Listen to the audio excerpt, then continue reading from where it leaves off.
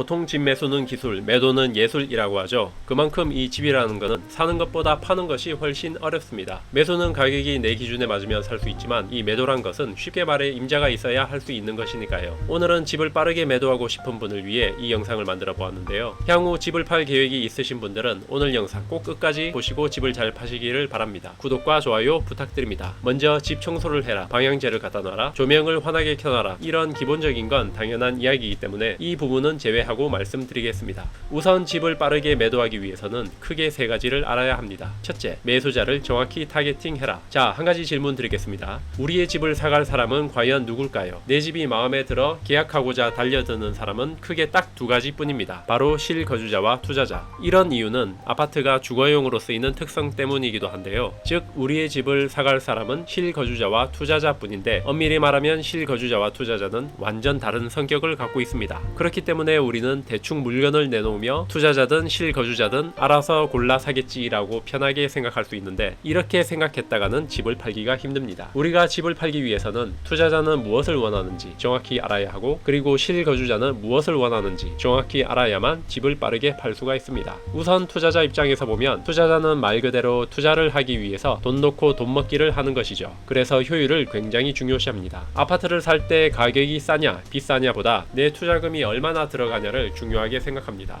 그래서 투자자들은 보통 아파트를 사면 전세를 꼭 맞추는데, 이때 어떻게 해서든 전세 금액을 최대한 받으려고 노력하죠. 그래야만 내 투자 금액이 최소한으로 줄어드니까요. 근데 봅시다. 만약에 내가 매도로 내놓은 집이 기존의 전세 금액을 낮게 받아둬서 매매 금액과 전세 금액의 갭 차이가 크다면 어떻게 될까요? 집값이 엄청 싸면 모를까 투자자는 매수하길 꺼려할 겁니다. 차라리 공실인 집을 사서 전세를 새로 높게 맞추거나 전세 금액이 높게 맞춰져 있는 투자 금액이 적게 들어가는 집을 구매하겠죠. 자, 그리고 실거주자 입장에서도 한번 보겠습니다. 실거주자는 몇 개월 내에 진짜 이사갈 집을 찾는 사람들이죠. 이분들은 금액보단 내가 그 집에 이사를 들어갈 수 있냐 없냐가 더 중요한 분들입니다.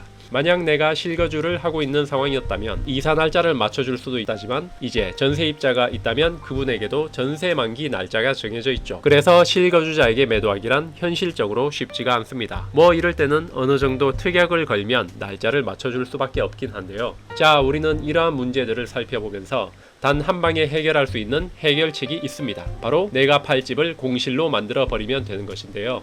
공실로 만들어버리면 투자자에게 넘길 때도 투자자가 전세를 새롭게 맞출 수 있게 기회를 주는 것이고, 실거주자한테 넘길 때도 언제든 이사를 들어올 수 있는 좋은 조건을 주는 것이죠. 하지만 현실적으로 공실은 쉽지가 않습니다. 왜냐? 공실을 만들기 위해선 전세입자를 보내든 내가 나가든 큰 목돈이 들어가야만 하는데요. 돈이 많다면 공실로 만들어 아무에게나 팔면 됩니다. 하지만 우리는 늘 돈이 부족하죠. 그렇기 때문에 만약 매도를 한다면 내가 실거주자에게 매도를 할 건지 아니면 투자자에게 매도를 할 건지 우선 정확하게 타겟팅을 해야 합니다. 그리고 타겟팅에 맞춰 잘 계획을 짜서 매수자가 받아줄 수 있게끔 세팅을 해야 된다는 것이죠. 둘째, 네이버에 등록된 가격을 믿지 마라. 보통 집을 내놓기 전에 네이버 부동산에 들어가 아파트 단지 시세를 한번 살펴보죠. 그리고 최저가로 필터링한 다음 가장 싼 매물은 얼마에 올라왔나 한 번씩 확인해 볼 것입니다. 근데 이때 보통 사람들은 이렇습니다. 돈이 진짜 급하다면 가장 싼 매물과 같은 가격에 내놓고 엄청 급하진 않고 그냥 팔고 싶다면 아마 좀 자존심도 상하니까 최저가보다 몇 천만 원은 조금 올려 물건을 내놓을 겁니다. 자, 그리고 시간이 지나면 연락이 보통 쉽게 오지 않죠. 그러면서 점점 초조해지고, 나는 이제 부동산 소장에게 전화하면서 매수자는 있냐, 이러한 좀 답답한 질문만 할 텐데요. 이렇게 해서는 아파트가 팔리지 않습니다.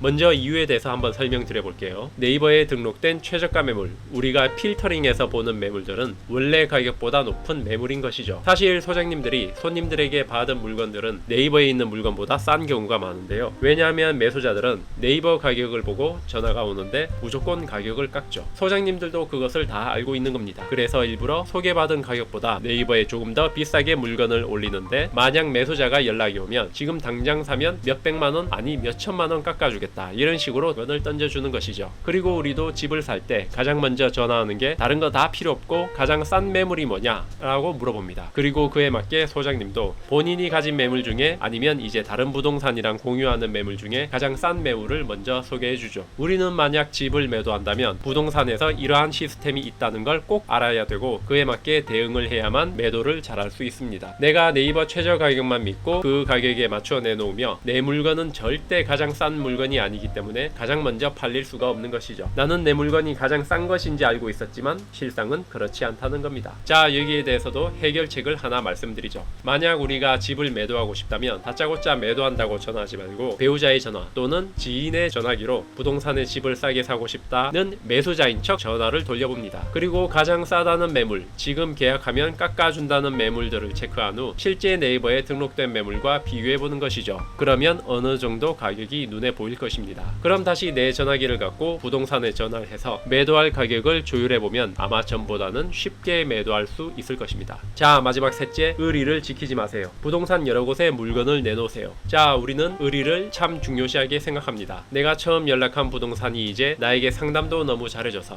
왠지 물건을 내놓을 때 다른 부동산에 물건을 내놓으면 이제 그 나에게 잘해준 사람에게 배신을 하는 것 같은 기분이 들죠. 그러면서 보통 물건을 내놓을 때 한 부동산에만 물건을 내놓습니다. 하지만 제가 생각하기에 이러한 행동들은 매도에 그렇게 좋아 보이진 않아요. 왜냐하면 우리는 소장님과의 의리를 중요시하는 것보다 매도가 잘 되냐 안 되냐 이게 더 중요하고 이게 팩트이기 때문이죠. 물고기를 잡으려면 낚싯대를 여러 개 던져 놔야 되죠. 하나만 던져선 물고기를 잡을 수가 없습니다. 그러니 만약 집을 팔고 싶다면 이곳저곳에 다 전화든 문자든 돌려서 나 꼭 집 팔고 싶다고 이야기해보세요. 한 군데 내놓는 것보다 연락이 더 잘 올 확률이 높습니다. 집이란 게 살 때는 참 쉬웠는데 매도를 하려니까 쉽지가 않죠. 이게 꼭 정답은 아니지만 이제 기억해 두셨다가 집 매도할 때 참고하신다면 큰 도움이 되실 거라 생각해 봅니다. 오늘도 영상이 도움이 되셨나요? 영상을 재밌게 보셨다면 구독과 좋아요 부탁드립니다. 감사합니다.